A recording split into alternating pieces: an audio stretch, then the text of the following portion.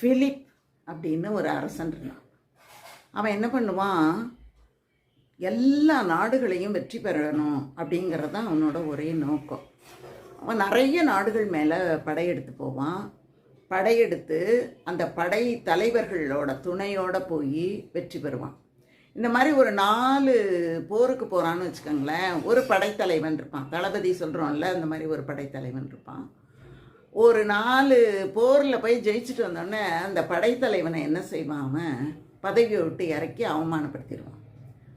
இவ்வளவு கஷ்டப்பட்டு நமக்கு உதவுனானே, அவனை ஏன் இவன் அவமானப்படுத்தி பதவி இறக்கம் பண்ணுறான் அப்படின்னு பார்த்தா, இவனை இப்படியே வச்சுருந்தா நாளைக்கு இவனே நமக்கு போட்டியாளனாக வந்துடுவான்.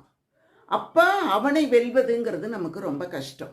இப்போவே அவனை அவமானப்படுத்தி பதவி இறக்கம் பண்ணிட்டோம் அப்படின்னா நமக்கு எந்த கஷ்டமும் இல்லை அப்படின்னு பிலிப் கருதுவானாம்.